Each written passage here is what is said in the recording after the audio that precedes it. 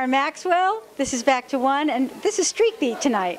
And we just saw the Apostles of Park Slope at the Brooklyn Lyceum Theater out in Brooklyn, and I just laughed my ass off like I haven't laughed in a long, long time. I feel like I was back in high school in the lunchroom, and the guys just couldn't stop, couldn't control themselves.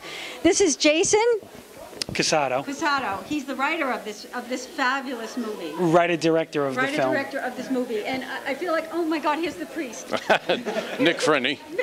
And you were just so convinced. I was waiting for something to happen, for something else, for you to do something really naughty. Like walk on water or something? No, just like, you know, really get into something like a prostitute or something. That's for the sequel. That's in the sequel. Say that out loud? We tried. That's tonight. So you all had a script, but there was a lot of improvising? Yeah, there definitely was. Okay. Yeah, some funny lines we came up with. There was a lot of improvising from all the way from the start of just trying to get things going, and what worked we put in the movies. So these are the same guys that you started out with this movie? Yes, from the very beginning. No replacements. From the first rehearsal, more or less, it's every one of these guys. From the first time we had them come into audition, throughout the rehearsals, we didn't change anything. We've been doing this for, what, 2.5 years almost now. Rehearsals are really long because we wanted these guys to become friends. That was the nucleus of the film. They all had to come off as lifelong friends, and we were in rehearsals for a long time doing that. And these guys are just amazing, what they put into the film. It's very true about improvising. These guys, what they did on screen, they were great every week in rehearsals, coming up with great dialogue, we're coming up with funny stuff, and that all worked into the script. And these guys are the stars of this film. They are amazing, amazing actors. Literally. He only says that because it's true. It's over and done with now, right? Yeah, you don't need us anymore. These guys are great. We are an astronomer's dream. I feel like I'm imposing on a party of some sort. You're invited. Okay. Mike. Yeah. Mike, so talk to me about your part and you as an actor. I really didn't have that much dialogue, but what I tried to convey was ultimately a message of friendship. I think the piece speaks volumes about how when you have tough times in life, it's usually the friends that you have in life that get you through the tough times. So.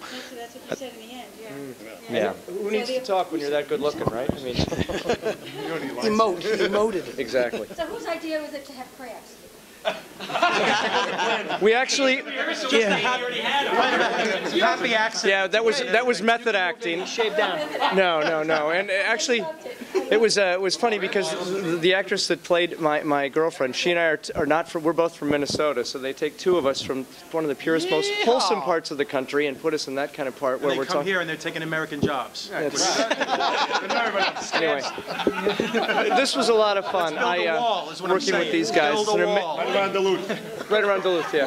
Amazing bunch of guys. Amazing bunch of guys. Yeah. And I love the reality of the girlfriend. Like she embarrasses you and she makes you uncomfortable. And then it's like, well, I'll see you later. Yeah, it wasn't hard for her to do. You know? That's so It's a natural instinct. Well, that's the thing. A lot of people, that's the magic of movies. People said this film didn't have any special effects, and actually there's a huge, how could a bald fuck like that get a good-looking girl like that? That's a special effect. And at that age. At that age, no. Let's not discount the We had age special difference. effects in the film. Huge age difference. Okay, and you were like really like the mentor. Step in there. Yeah, I mean, I'd say if this film had a Yoda, that would be me. I was the Yoda of the film. Yeah. Yeah, Big Yoda. We got a couple other nicknames, but we won't get into that. Right. This is the foundation right here. Foundation right here. You're all This is the Holy Trinity. Oh, I love it. Where's the guy in the wheelchair? He's not here tonight. He's not here. He's outside. He's outside. We pushed him outside. We couldn't deal with him. We're missing 3 Bus on the way here, and he's in the hospital. Oh, he's a real getting fitted for a wheelchair. Couldn't make it. Oh, that's right. Get back into character. Can we do a roll-in? We're going to do a roll-in of this great movie, and we'll be right back. Dang-a-lang-a-lang, dang-a-lang-a-lang. Oh my God, that was so fun. I hope you all enjoyed that as much as I did, and you must come out and see it. We have a few days left here this week. We're in the January month, and we're going to try to get everybody out to see this. We're pushing for it also to be part of some other exposure coming up soon. That'd be great. That would be wonderful, yeah. After this, we're taking the film to film festivals from here. The idea is to take Apostles into film festivals in 2010 and 2011, so that's the goal for the film, yeah.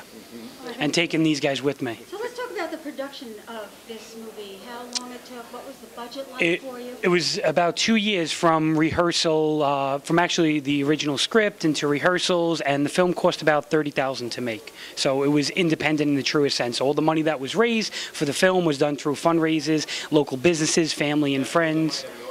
No, that doesn't include the money that we owe to people. But yeah, that's... Yes. They didn't know that yes. was a grant? Yeah, so that's pretty much the plan for the film. Okay, and the location was all here in Brooklyn? It was more or less all here in Brooklyn. There was a couple of places in Queens that we shot, the cemetery, but the restaurant is right down the block, Two Toms, which we did all of the filming in there at the restaurant scene. Yes, there is a Two Toms, and it's right down the block. It's on Union Street and 3rd Avenue, between Union and President. Did you have to pay them to go there and use their space? We did a little bit, yeah. We had to work it out with them, but they were very helpful to us. They let us go in there and film and everything, which was great, yeah. And then we also shot in local churches, St. Augustine's and St. Thomas, and Jorick Park Slope Funeral Parlor, located on 23rd Street and 4th Avenue. They didn't all charge you? No. Doris, the owner of the funeral parlor, was, yeah, they were dying to get in. So, no, she was great. She was great. She's actually an executive producer on the film as well, the owner of the funeral parlor. So, she's a big backer of us, a big backer, yes. I can see why. I can see why. We want to see your other film as well. I'll definitely get you copies. You got it. You got So it. we have all union actors here. I can't turn my back. We have all union actors here and SAG actors. Scab actor. Scab. Okay, so where are we going next? The screening here, and like I said, then hopefully, yeah, as many festivals as we can possibly hit, as many as we can And hit. what's your next production? You have something else you're working on then? I'm working on Apostles Dozen of Park Slope, which is part 2 of this one, where all the guys go to Cancun and one of them gets married. No, I'm kidding. That would be Father Paul. Poor Nick. Father Paul gets married. Paul gets married, leaves the priesthood. Yeah, working on some scripts right now. Don't have anything set in stone, but we do have some scripts put aside that we'll probably work on as soon as this is all done, wrapped, and we get it out to festivals. So yeah. Okay. And what about the company actually itself? How does that work as a system? Well, there's 4 members. One of them is standing right behind you, Eddie Hegan. Another one is hiding somewhere here, Scott Naraki. He does all of our sound work. And then another member of our company is looking over here right now, if you can see him. His name is Adam Berger. He just hid. He does all of the carpentry and set design and stuff like that. And we all got together back in like '99, and we put this company together. And yeah, and we made a couple of shorts, a feature called York Street. We took York Street and Broomsticks into festivals. Yeah, you can check out parkslopefilms.com. You can also go to apostlesofparkslope.com to get tickets for the remaining shows running the rest of this week. Until Saturday the 16th, all week, every night. Yeah. This movie is a winner. This was so much fun. Thank you. I feel like I know every one of you. You're all so warm and sweet, and your characters were so alive, and you did such an excellent job. I couldn't stop laughing. I was freezing my butt off down there, but I was laughing like hell. What? Your purse is gone, so. My purse is gone. Nick had no idea that this was a comedy. We went into it telling him it was going to be serious. I'm going to mix in here. I just love this show. It's so great. I'm Karen Maxwell, and we're going back to 1.